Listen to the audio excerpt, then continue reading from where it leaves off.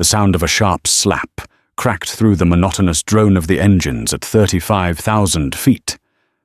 On Airline Airlines Flight 721 from New York to London, all eyes snapped towards the commotion in aisle 28. A senior flight attendant, her face a mask of fury, stood over a black woman who had just been struck, the accusation spilling a drink and showing unacceptable disrespect. The flight attendant, a 20-year veteran, felt untouchable, secure in her authority. What she didn't know, what no one on that plane knew, was that the quiet woman in seat 28B was Dr. Evelyn Hayes, the newly appointed incognito CEO of Airline's parent corporation, and she had just made the biggest mistake of her career. The air in the economy cabin of the Boeing 777 was thick with the familiar sense of recycled air, lukewarm coffee, and passenger fatigue. It was a full flight, a red-eye from JFK to Heathrow, every seat occupied by a soul either eager to start a vacation, desperate to close a business deal, or simply trying to get home.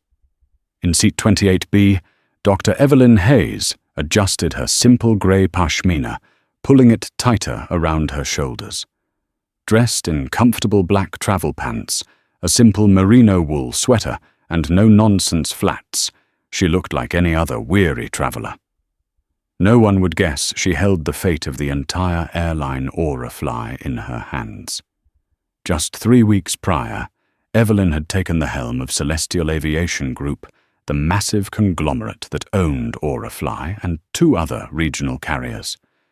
Her appointment had been a seismic event in the industry. A former aerospace engineer with a PhD from MIT and a razor-sharp MBA from Stanford, she was a stark departure from the line of old-guard, back-slapping executives who had run the company for decades. She was also a widow, her husband, a beloved airline captain, having been lost in a tragic, non-work-related flying accident 5 years earlier. That loss had forged in her a profound personal commitment to the safety and dignity of everyone involved in aviation, from the ground crew to the passengers. Her first unofficial act as CEO was this, a series of anonymous flights on her own airlines. She wanted to see the truth unvarnished, not the polished reports and curated walkthroughs that executives were usually shown, but the real lived experience of her customers and her frontline employees. Today was Airline's turn. The flight attendant in charge of her section was a woman named Brenda Jenkins. In her late 40s, Brenda carried herself with an air of brittle authority. Her uniform was immaculate, her blonde hair pulled back into a severe bun, but her smile never quite reached her eyes. She was a senior purser, with over 2 decades of service, a fact she made known through subtle and sometimes not-so-subtle condescension. Evelyn had been observing her for the first 2 hours of the flight. She saw how Brenda spoke down to a young, nervous-looking junior flight attendant named Liam O'Connell, chiding him loudly for the way he stacked the meal trays. She noticed Brenda's perfunctory service to passengers in the back rows, contrasted with the fawning attention she gave a man in business class she clearly knew. Evelyn's first direct interaction with Brenda was minor but telling. When the drink cart arrived, Evelyn requested a simple glass of water with no ice. Just water. Brenda asked her tone, implying the request was an inconvenience. She slopped some water into a plastic cup, ice cubes clinking despite the request. "I had asked for no ice if it's not too much trouble," Evelyn said politely, her voice calm and even. Brenda let out an exaggerated sigh. She fished the ice out with a pair of tongs, splashing water onto the small tray table. "There." Happy, she muttered before moving on, not waiting for a response. Evelyn simply blotted the water with a napkin, making a mental note. This was exactly the kind of data she was here to collect. The small erosions of service, the subtle acts of disrespect that collectively tarnished a customer's experience and ultimately the company's brand.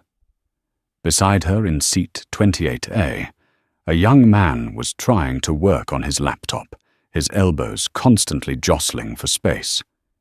In 28C sat a mother with a restless toddler. It was the epitome of the crowded, often stressful economy class experience. Evelyn understood that this environment could fray nerves, especially for the crew. But what she was seeing from Brenda wasn't stress. It was contempt. An hour later, as the cabin lights dimmed for the overnight stretch, the passenger in 27B, directly in front of Evelyn, abruptly reclined his seat. The motion was so sudden, it jolted Evelyn's tray table where her freshly refilled cup of water sat. The cup tipped, sending a cascade of cold water directly into her lap and onto the floor. "Oh, I am so sorry," the man in front said, turning around, his face a picture of embarrassment. "It's quite all right," Evelyn assured him with a small smile. "It's just water. No harm done." She reached for the call button to request some napkins. It was Brenda who answered the call, her face already set in a grimace of annoyance. "What is it?" She snapped, her eyes landing on the puddle on the floor. Her gaze flickered from the spill to Evelyn, and her expression soured instantly. "Oh, for heaven's sake, you couldn't be more careful." "It was an accident," Evelyn explained calmly. The gentleman in front reclined his seat suddenly. "Could I just have a few paper towels, please?" Brenda ignored the request. Instead, she turned to the junior attendant, Liam, who was collecting trash nearby. "Liam, get the cleanup kit. Another brilliant passenger has decided to redecorate the cabin with their beverage." Her voice was loud enough for the surrounding rows to hear. Humiliation, Evelyn noted, was a tool Brenda seemed to enjoy using. Liam hurried over his face, apologetic. "Right away, Brenda." "Ma'am, I'm so sorry about that." "It's fine, thank you," Evelyn said, giving the young man a reassuring nod. But Brenda wasn't finished. She leaned down, her face uncomfortably close to Evelyn's. Her voice dropped to a low, venomous hiss. "You know we have a manifest of passengers who are problematic. People who cause disruptions, make a mess. I'd hate to have to add your name to that list, especially on an international flight. It can cause all sorts of problems for you at customs." The threat was unmistakable. Evelyn's eyebrows rose slightly. This had escalated from poor service to outright intimidation. She held Brenda's gaze, her expression unreadable. "I believe all I did was have water spilled on me by accident." Evelyn stated, her voice still quiet, but now laced with a thread of steel. "And all I've asked for are paper towels. I don't believe that qualifies as a disruption." Brenda seemed taken aback by the lack of fear or capitulation. She clearly expected Evelyn to be flustered to apologize profusely just to make the confrontation end. Evelyn's calm defiance was like fuel on a fire. "It's the attitude," Brenda sneered. "You think because you've bought a ticket you own the plane. You have no respect for the crew, for the rules. I am in charge of this cabin, and you will show me the proper respect." "I will always show respect where it is earned," Evelyn replied, the words hanging in the air between them. For Brenda, this was the final straw. This passenger, this woman in a cheap-looking sweater, had publicly challenged her authority. In her mind, the situation was no longer about a spilled drink. It was about power, and she was determined to win. The tension in the narrow aisle crackled.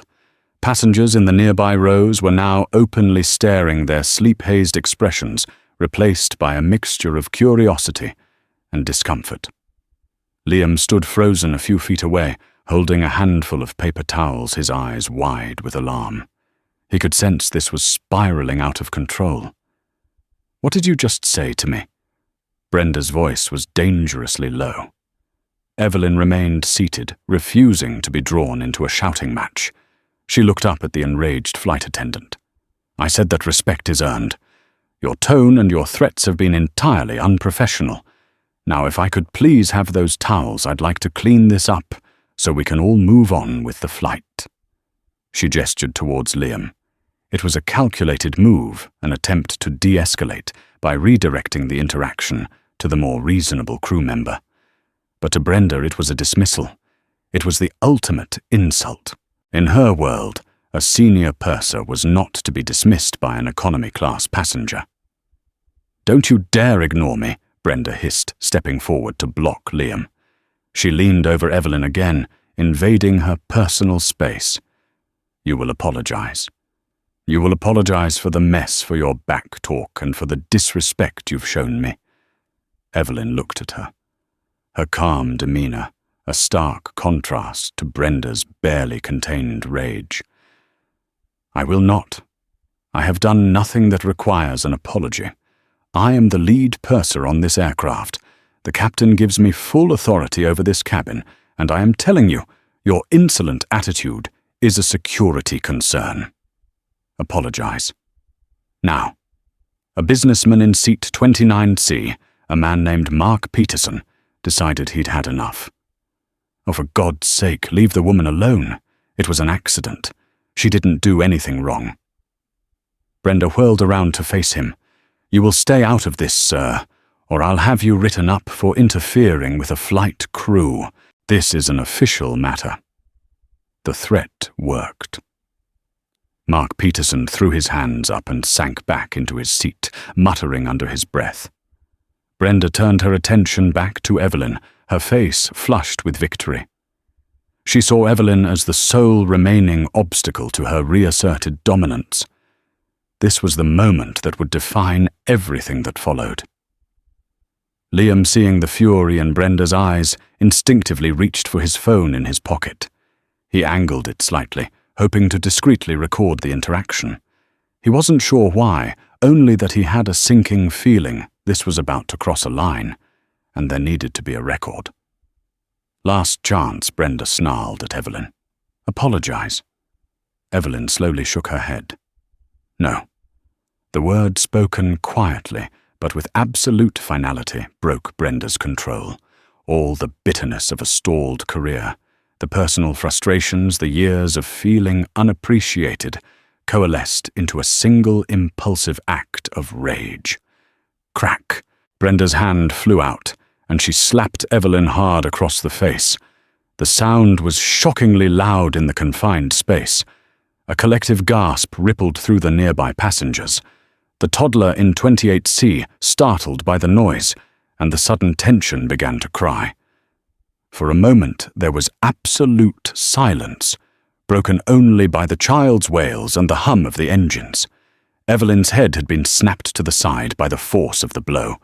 She slowly turned back to face Brenda, her cheek already blooming with an angry red mark.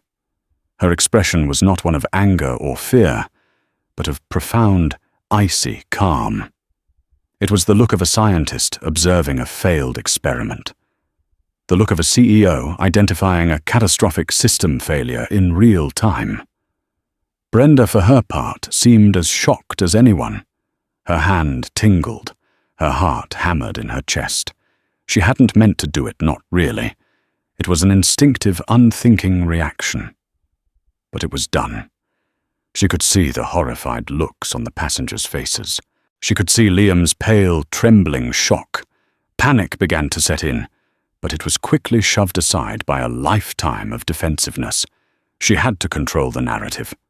"Now!" She grabbed my arm, Brenda announced, loudly, her voice shaking but full of false conviction. This passenger became aggressive. She assaulted a member of the flight crew. It was a blatant, desperate lie. No one had seen Evelyn move a muscle, except to shake her head.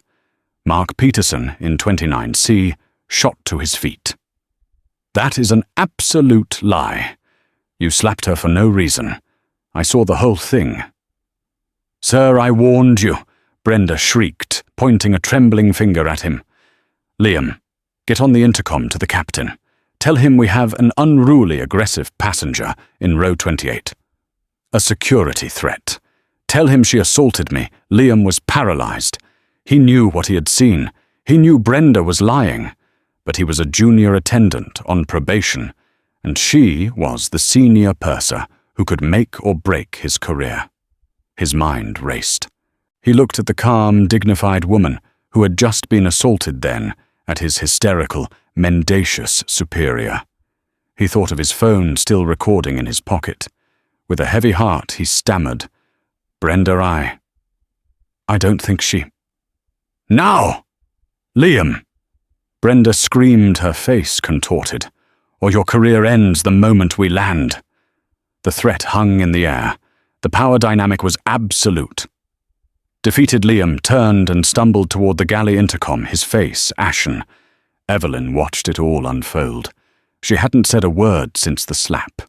She simply sat there, absorbing every detail Brenda's fabricated story, the intimidation of witnesses, the coercion of junior staff.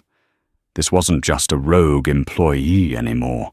This was a symptom of a deeply sick corporate culture, one that protected bullies and punished victims. Her mission had just changed from observation to radical surgery. The first incision had just been made right across her own cheek. The call to the cockpit set in motion a chain of events that sealed Brenda's fate, though at the time it felt like her salvation. Captain Miller, a veteran pilot with a no-nonsense demeanor, received the call from a flustered Liam. The words, "passenger assault and security threat," are triggers in the aviation world, demanding immediate and decisive action. "Keep the passenger isolated. I'll be out in a minute." Captain Miller's voice crackled back, firm and authoritative. Brenda, hearing the plan, felt a surge of relief. The captain would back his crew. He always did. It was an unwritten rule. She was now the victim, and Dr. Evelyn Hayes was the perpetrator. She composed herself, smoothing her uniform and forcing tears to well in her eyes. The performance had to be convincing. Within minutes, Captain Miller emerged from the cockpit, his first officer taking the controls. He was a tall, imposing man, and his presence immediately commanded attention. Brenda met him at the edge of the galley, launching into her story before he could even ask. "Captain, thank God," she began, her voice quivering with manufactured fright. "It was awful. The passenger in 28B, she became belligerent after a small spill. She was verbally abusive, and when I tried to calm her down, she grabbed my wrist and tried to twist it. I reacted to defend myself. I was terrified. She held up her wrist as if it were injured." Captain Miller's eyes narrowed. He looked from Brenda's tear-streaked face to the silent watching passengers. "Liam, what's your report?" Liam swallowed hard. Brenda was staring daggers at him. A career he had dreamed of since he was a boy hung in the balance. It all happened very fast, Captain." He mumbled, avoiding everyone's gaze. There was a disagreement. It was a weak, non-committal statement, but it was the most he could manage. To Miller, his hesitation seemed to corroborate Brenda's story. The young man was likely too shaken to speak clearly. The captain strode down the aisle to row 28. He stood over Evelyn, his shadow falling across her. The red mark on her cheek was stark and undeniable.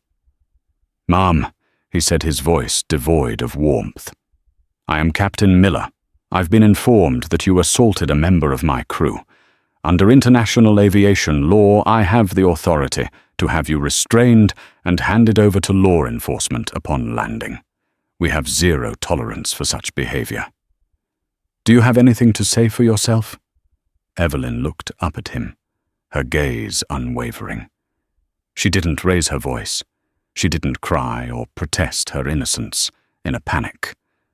"Captain," she said, her voice a model of composure, "I did not assault anyone. Your purser, Ms. Jenkins, became verbally abusive after an accidental water spill. When I refused to comply with her demand for an apology, she slapped me. You can ask any of the passengers who witnessed it." Mark Peterson immediately spoke up. "She's telling the truth, Captain. The flight attendant is the one who was out of control. She lied about being grabbed. We all saw it. Several other passengers murmured in agreement. Captain Miller's expression tightened. He was now faced with conflicting accounts.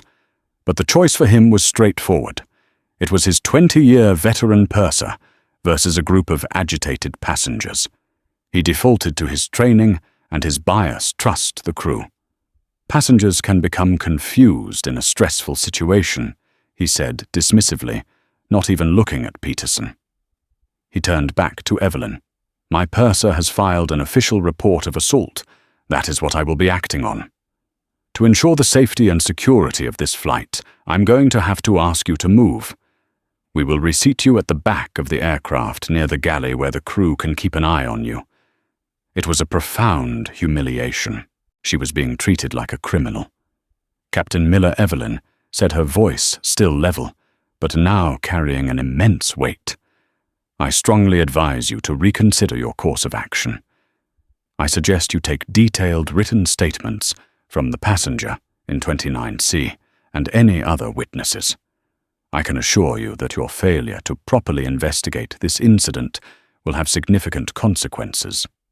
Her tone, her precise language, and her sheer audacity in lecturing him gave the captain a brief moment of pause. Who was this woman? But Brenda, sensing his hesitation, interjected.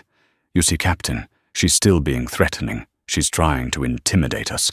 That was all it took. Miller's mind was made up. Ma'am, my decision is final.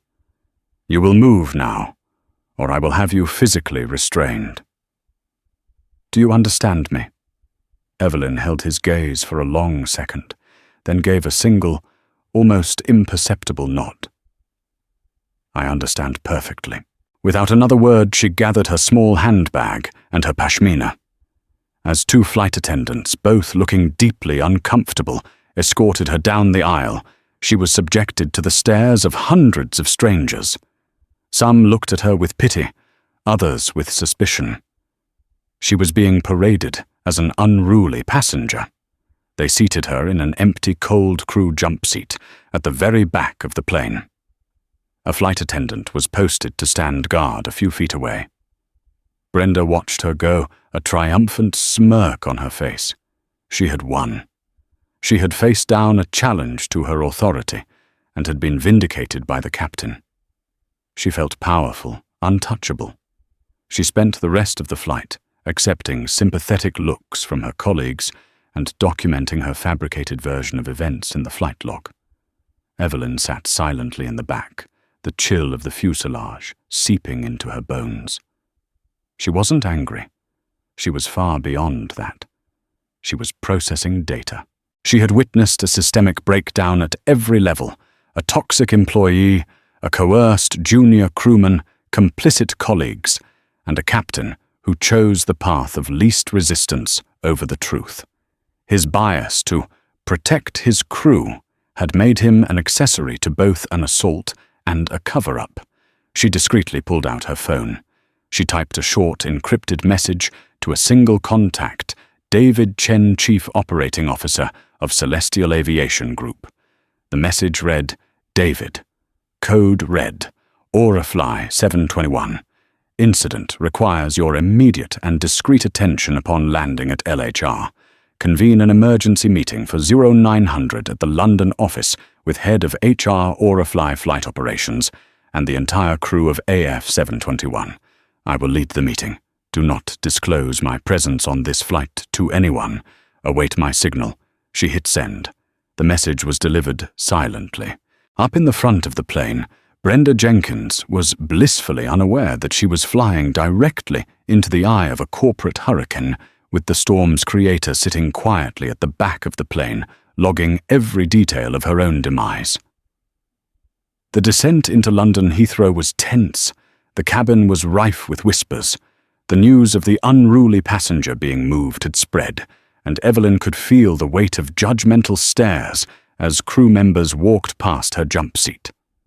She remained impassive, her face a mask of quiet contemplation. Her cheek throbbed with a dull ache, a physical reminder of the task ahead. As the plane taxied to the gate, Captain Miller's voice came over the PA system. After the standard welcome message, he added a stern addendum. Due to an in-flight security incident, we ask that all passengers remain in their seats after the seatbelt sign has been turned off. We will be deplaning under the direction of airport authorities. Thank you for your cooperation. A nervous murmur went through the cabin. This was unusual. Evelyn knew what it meant. She was about to be handed over. When the jet bridge connected, the door was opened not by a gate agent, but by two stern-faced Heathrow Airport police officers and an Aurafly station's manager. Brenda stood behind them, looking grim and self-important, pointing towards the back of the plane. "That's her," Brenda said, her voice loud enough for everyone to hear. "The one who caused all the trouble." The officers made their way down the aisle, their presence silencing the cabin. Passengers craned their necks, their phones surreptitiously recording the drama. The officers stopped in front of Evelyn. "Ma'am, would you come with us, please?" One officer said, his tone polite but firm. Evelyn stood without a word. As she was escorted towards the front, she passed Mark Peterson. He gave her a look of deep sympathy and anger. "This is a disgrace," he mouthed silently. Evelyn gave him a tiny, almost imperceptible nod of acknowledgement. She then passed Liam, who was studiously avoiding her gaze, his face pale and guilt-ridden. Finally, she passed Brenda, who met her eyes with a look of pure, unadulterated triumph. Evelyn Hayes, the CEO of the entire corporation, was walked off her own aircraft like a common criminal, in full view of her customers and employees. It was the ultimate humiliation, but for Evelyn, it was also the final piece of evidence she needed. She had now experienced the absolute worst-case scenario for a passenger being wronged, disbelieved, and then punished by the very system that was supposed to protect her. They didn't take her to a police station. Instead, they led her to a small, sterile interview room in the airport's operations wing. The Aurafly station manager, a harried-looking man named Robert, joined them. "We have a report from the captain that you assaulted a member of the flight crew," the lead officer began. "This is a serious offense. We need to take your statement." "Before I say anything," Evelyn said calmly, "I require two things. First, I would like the name and contact information for the passenger in seat 29C, a Mr. Mark Peterson. He was a primary witness. Second, I need to make a phone call." The officer shrugged. "You can make a call. We'll have to get the witness information from the airline." Robert, the station manager, puffed out his chest. "The airline will follow the captain's report. We stand by our crew." Evelyn simply looked at him. "We'll see," she said softly. She took out her phone and dialed.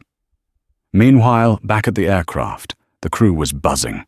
Brenda was holding court in the galley, recounting her harrowing experience with dramatic flair. "You just can't imagine the entitlement," she said to the other flight attendants. She had this look in her eye completely unhinged. I was genuinely afraid for my safety. Captain Miller came back from speaking with the station manager. "All right, team, good work today. A tough situation, but you handled it by the book." They're taking her statement now. "We'll all have to file reports, of course. We're scheduled for a mandatory debrief at the London office at 9 a.m. standard procedure for an incident like this." Brenda beamed. A debrief would be her chance to solidify her story, to be praised for her quick thinking in neutralizing a threat. Liam felt a wave of nausea. He knew the debrief meant he would have to either lie for Brenda or tell the truth and face her wrath and the potential end of his career. The video file on his phone felt like a ticking time bomb in his pocket. In the small interview room, Evelyn spoke quietly into her phone. "David, it's me. I'm at Heathrow in Operations Room 3B. The handover has been made. Put the plan in motion. And David, have our top legal counsel meet me here in 10 minutes. She hung up, The two police officers and the station manager looked at her, mildly impressed by her composure, but still seeing her as a troublemaker. Less than 10 minutes later, the door to the room opened. A woman in an impeccably tailored suit entered, radiating an aura of formidable intelligence. "I'm Amelia Vance, Chief Counsel for Celestial Aviation Group," she announced, her sharp eyes taking in the scene. She walked directly to Evelyn's side. "I'll be representing Dr. Hayes." The station manager, Robert, blinked. "Celestial Aviation Group. That's our parent company." He looked at Evelyn, a flicker of confusion in his eyes. Why would the top lawyer for the entire corporation show up for some random economy? Passenger Amelia Vance turned to the police officers. "Officers, my client has been wrongfully detained based on a false report. She is the victim of an assault by a flight attendant. We have multiple witnesses and video evidence. We will of course cooperate fully, but we will also be filing a formal complaint against the crew for making a malicious and false report." The confidence and authority in her voice changed the atmosphere in the room completely. The officers exchanged a look. This was far more complicated than a simple unruly passenger case. "And as for you," Amelia said, turning her icy gaze on Robert, "your CEO, Dr. Evelyn Hayes, requested that the entire flight crew of AF 721, including the captain, be present for a 9 a.m. debriefing at the corporate headquarters. I suggest you ensure they are all there. Dr. Hayes is very much looking forward to it." Robert's jaw went slack. His eyes widened in dawning horror as he connected the dots. The name, the lawyer, the command for a meeting. He looked at the calm woman in the simple travel clothes, the red mark still visible on her cheek. He was staring at the CEO of his company, and his airline had just assaulted her, humiliated her, and handed her over to the police. In that moment, Robert felt the floor drop out from beneath him. The hurricane had just made landfall. The Celestial Aviation Group's London headquarters was a sleek, modern building of glass and steel near Canary Wharf. The main boardroom on the top floor had a panoramic view of the city, a long mahogany table, and an air of immense corporate power. At 8:55 a.m., Captain Miller, Brenda Jenkins, Liam O'Connell, and two other flight attendants from Flight 721 were led into the room. They were all in uniform, looking tired and slightly bewildered by the formality of the setting. Brenda, however, was thriving on it. She saw the grand boardroom as a stage befitting the gravity of the assault she had endured. She whispered to Captain Miller, "They're clearly taking this very seriously. Good. She needs to be put on a no-fly list."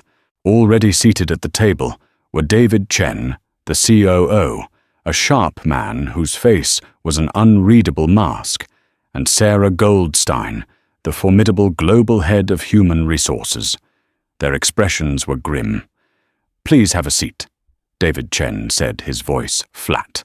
The crew sat opposite the executives. Brenda placed her incident report binder on the table with a self-important thud. Liam fidgeted, his hands sweating. He could feel his phone in his pocket, a heavy, incriminating weight. "As you know," David began, "we are here to debrief the security incident on last night's flight from JFK. Captain Miller, please begin by summarizing the events from your perspective." Captain Miller, confident and professional, recounted the story exactly as Brenda had told him. He detailed the call from the galley, his assessment of the unruly passenger, and his decision to have her moved and met by authorities. Purser Jenkins acted professionally under duress to de-escalate a volatile passenger who had become physically aggressive, he concluded. "I stand by my decision to support my crew." Sarah Goldstein, the HR head, made a note on her tablet, her face impassive. "Thank you, Captain. Ms. Jenkins, would you please walk us through the confrontation from your point of view?" This was Brenda's moment. She launched into a dramatic, embellished retelling. She painted Evelyn as condescending and aggressive from the moment she boarded. She described the water spill as a deliberate act of provocation. "She was baiting me," Brenda said, her voice catching. And when I asked her to take responsibility, she flew into a rage. She lunged at me, grabbing my arm. I had to push her away to defend myself. My hand made contact with her face, but it was a purely defensive reflex. I was terrified she was going to seriously injure me. As she spoke, Liam felt his stomach churn. The lies were so blatant, so audacious. He stared at the polished surface of the table, unable to look at anyone. "And Mr. O'Connell," Sarah Goldstein said, turning her attention to him. "You were present during the incident. Does Miss Jenkins's account align with your own recollection?" The entire room fell silent. All eyes were on Liam. Brenda shot him a look that was both a warning and a threat. His heart hammered against his ribs. This was it. The moment of truth. Lie and save his job, or tell the truth and be destroyed by this vindictive woman. He opened his mouth to speak, but before he could utter a word, the main doors to the boardroom swung open. A woman walked in, flanked by the company's chief counsel, Amelia Vance. She was no longer wearing the simple travel clothes from the flight. She was dressed in a razor-sharp, dark navy power suit.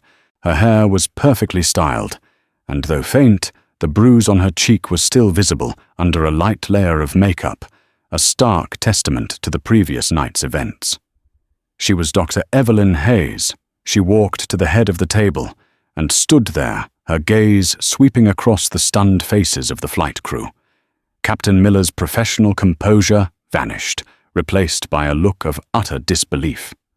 The other flight attendants just stared, their minds struggling to reconcile the unruly passenger with the powerful executive standing before them. But it was Brenda Jenkins's reaction that was the most profound. The color drained from her face. Her confident smirk dissolved into a slack-jawed expression of pure, unadulterated horror. The world as she knew it had just ended. She was looking at the ghost of her own career. "Good morning," Evelyn Hayes said, her voice resonating with quiet, chilling authority. "I believe you were just recounting your version of events, Ms. Jenkins. Please continue. I'm especially interested in the part where I lunged at you." Brenda stared, speechless. A choked, gurgling sound escaped her throat. Evelyn's eyes moved to Captain Miller. "Captain, you stated that you stand by your crew and your decisions. We'll be examining that statement in great detail." She then looked at Liam, whose face was a mixture of terror and, surprisingly, a glimmer of hope. "It seems we have conflicting reports of what occurred on my flight last night," Evelyn said, her voice cutting through the stunned silence. "Fortunately for all of us, and unfortunately for some, we don't have to rely on memory or on self-serving fabrications." She nodded at David Chen. He tapped a button on the conference room's control panel. The large screen on the wall flickered to life. "Mr. O'Connell," Evelyn said, her voice softening slightly. "I understand you were in a difficult position, but I also have a feeling you know what the right thing to do is. Before we proceed, is there anything you'd like to share with us?" Liam looked at Brenda's ashen, terrified face, then at the powerful, composed CEO who had been so utterly wronged. He knew this was his only chance at redemption. He took a deep breath, pulled the phone from his pocket, and placed it on the table. "I have a video," he said, his voice trembling but clear. "I recorded the whole thing." The blood drained completely from Brenda's face. She finally understood. This wasn't a debriefing. It was a reckoning. And she was the one on trial.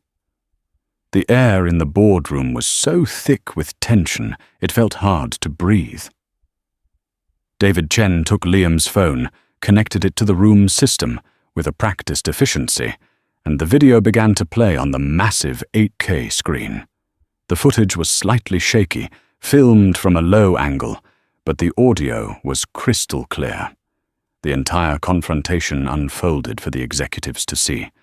They heard Evelyn's calm, polite requests. They heard Brenda's escalating aggression, her sneering insults, and her blatant threat to place Evelyn on a problematic passenger list. They heard Mark Peterson's attempt to intervene, and Brenda's threat to have him written up. And then they saw it. Clear as day. Evelyn sitting perfectly still, shaking her head no, and Brenda's hand flashing out the sickening crack of the slap, echoing through the high-fidelity speakers. The video continued, capturing Brenda's immediate, fabricated cry of, "She grabbed my arm," and her frantic attempts to create a false narrative, screaming at Liam to call the captain. The video ended. Silence descended upon the room, heavy and absolute. Brenda Jenkins was a statue of pure dread. Her lies, her entire defense, had been systematically dismantled in under 2 minutes. There was nowhere to hide. Captain Miller stared at the blank screen, his face pale. He hadn't just been wrong. He had been a fool, a pawn in Brenda's pathetic power play, and he had allowed his CEO to be assaulted and humiliated based on the lies of a subordinate. Evelyn let the silence stretch for a long, uncomfortable moment before she spoke. Her voice was devoid of rage. It was cold, precise, and final, like a surgeon making a clean incision. "Ms. Jenkins," she began, "you have worked for this airline for 22 years. In a single evening you have managed to commit assault, file a false official report, intimidate a witness, and coerce a junior colleague into collaborating on your lie. You did this not because of a threat, but because your authority was questioned by a passenger you deemed beneath you. You are not just a liability to this company. You are a danger to our passengers and a disgrace to the uniform you wear." She paused, letting the words sink in. "Sarah," she said, turning to the head of HR. Sarah Goldstein spoke, her tone equally frigid.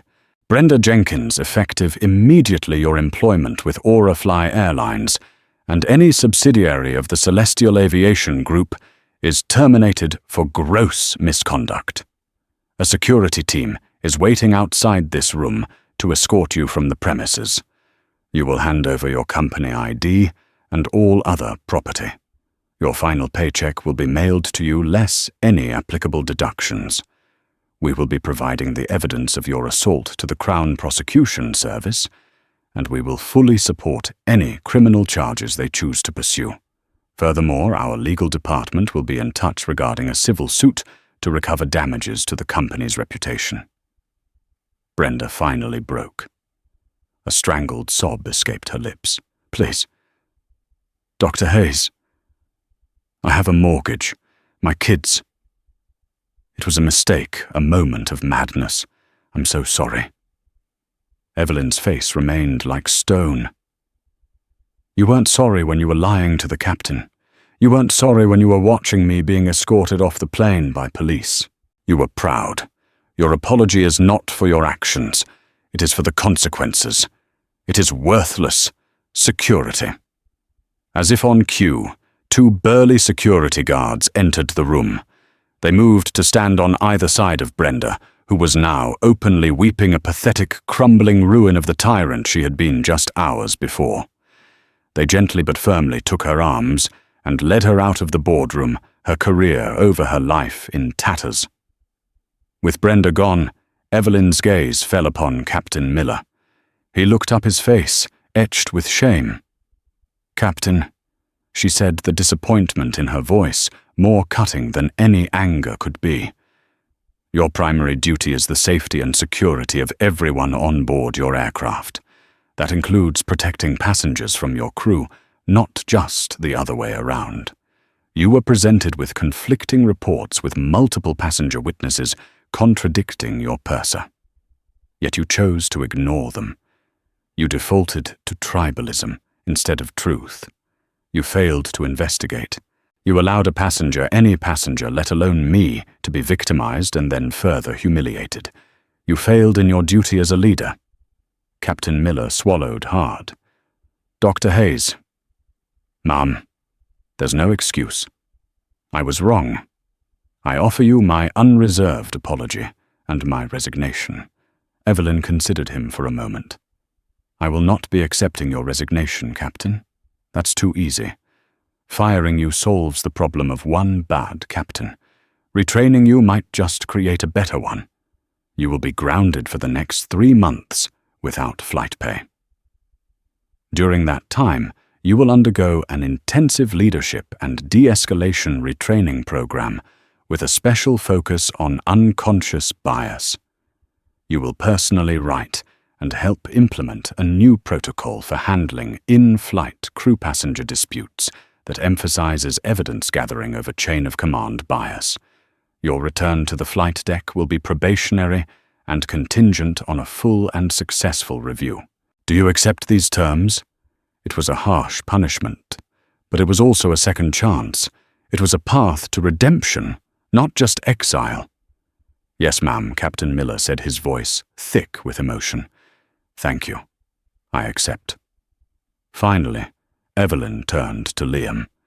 The young man was still trembling, but he met her gaze directly. "Mr. O'Connell," she said, and for the first time, a hint of warmth entered her voice. "You were put in an impossible position by a superior who abused her power. You were scared and you hesitated, but in the end you did the right thing. You secured the truth. That takes courage. And courage alongside integrity is what we need at this airline." She looked at Sarah Goldstein. "Sarah, please see to it that Mr. O'Connell is immediately removed from probationary status. I want him enrolled in the Purser Fast Track program, and I want him to work with Captain Miller on the new dispute resolution protocol. We need people like him in leadership positions." Liam stared, dumbfounded. "Thank you, Dr. Hayes," he stammered. "Thank you." Evelyn nodded, then addressed the entire room. "Let me be crystal clear. The culture that allowed Brenda Jenkins to thrive for 22 years, the culture of crew versus them, ends today. Every single employee, from the baggage handlers to the board of directors, will undergo a new customer dignity and bias training program. Aurafly will become the gold standard for passenger respect and safety. Not because it's good for business, which it is, but because it is the right thing to do. This meeting is adjourned. The fallout from the incident on Flight 721 was not a pebble dropped in a pond.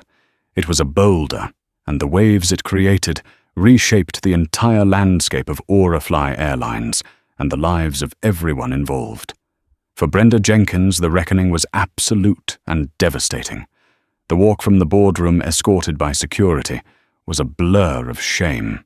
The faces of her colleagues, people she had dominated and gossiped with for years, were a mixture of shock and, in some cases, poorly concealed satisfaction. She was stripped of her ID badge, the plastic card that had been the symbol of her identity and authority for over 2 decades. When she arrived home, the carefully constructed facade of her life began to crumble. Her husband, initially supportive, grew distant and cold after the video of the slap went viral. News vans were camped outside their suburban home. She became a local pariah, the airplane Karen of internet memes and late-night talk show jokes. Her union, after a perfunctory review, sent a terse letter officially declining to represent her, citing the irrefutable video evidence of gross misconduct. The criminal charges for assault proceeded, and though she avoided jail time, she was sentenced to a lengthy period of probation, mandatory anger management classes, and a significant fine. The civil suit from Celestial Aviation Group was relentless, targeting her pension to recoup reputational damages. She tried to find work with other airlines, but her name was now toxic, permanently blacklisted. Within a year, the financial and social pressure became unbearable. She and her husband divorced. She had to sell the house she was once so proud of. The last anyone heard, Brenda Jenkins was working as a cashier at a discount supermarket, her face perpetually etched with a bitterness that had curdled into permanent resentment. She never truly accepted responsibility. In the ruined echo chamber of her own mind, she was the victim brought down by a cruel world, and a woman who should have just apologized. Conversely, at Aurafly, the boulder of the incident became a cornerstone for a new beginning. Dr. Evelyn Hayes and her communications team executed a masterclass in crisis management. Instead of hiding, they embraced radical transparency. Evelyn herself held a press conference, the faint bruise on her cheek still a visible reminder of the event. She didn't just apologize to the public. She apologized on behalf of a corporate culture she was now tasked with eradicating. What happened on Flight 721 was a failure at every level. She stated, her voice steady. It was a failure of training, a failure of leadership, and a failure of our fundamental promise to our customers. This is not a bad Apple problem. It is a systemic problem. And I am here to tell you the system changes now. The Aurafly Cares initiative was rolled out with unprecedented speed and funding. The new training program, co-designed by a team of psychologists, de-escalation experts, and a reluctant but dedicated Captain Miller, was mandatory for every single employee. It involved immersive role-playing, where pilots had to act as passengers and flight attendants had to mediate disputes from a captain's perspective. A core component was the Liam Protocol, a new fully anonymous digital reporting system that allowed junior crew members to report abuse or misconduct from superiors without any fear of reprisal, triggering an immediate confidential HR investigation. The results were astonishing. Within 6 months, Aurafly's customer satisfaction scores, which had been stagnant for years, saw a double-digit increase. The airline, once seen as just another carrier, was now lauded in business journals as a model for corporate accountability. Job applications from top-tier talent skyrocketed. People wanted to work for a company that had proven it had a conscience. Liam O'Connell became an unlikely but powerful symbol of this new culture. Promoted to purser with record speed, he discovered a passion for teaching. He would often lead sessions for new hires, his quiet humility making his story all the more impactful. He would play the video for them, pausing before his own moment of hesitation. Right here. He would say, his voice resonating with hard-won experience, is the moment you choose who you are. Do you protect a broken system, or do you protect the truth? Brenda Jenkins lost her career in the moment she raised her hand. I almost lost mine in the moment I stayed silent. Don't make the same mistake I almost did. Captain Miller's journey was one of quiet, profound redemption. His 3 months on the ground were agonizing. He was forced to confront his own biases in sessions that left him mentally and emotionally exhausted. He realized his trust the crew mentality was a lazy shorthand for trust the person with the most stripes on their sleeve. When he returned to the flight deck, he was a different man. He made a point of having pre-flight briefings where he spoke to the most junior crew members, first asking for their input. He would walk the entire cabin during flights, not just the premium sections engaging with passengers. One rainy afternoon in the crew lounge at LAX, he found Liam reviewing a flight manifest. "Liam," he said, sitting down opposite him, "I never properly thanked you. You had the courage I lacked that day. You reminded me that the stars on my epaulets stand for responsibility, not authority. I'm a better captain because of you." Liam moved, simply nodded. The apology, unspoken for months, was finally delivered and accepted. A year after the incident, Dr. Evelyn Hayes was on a flight to Singapore to launch a new, highly anticipated route. She was in business class, and her presence was known to the crew, but the atmosphere wasn't one of fear, but of pride.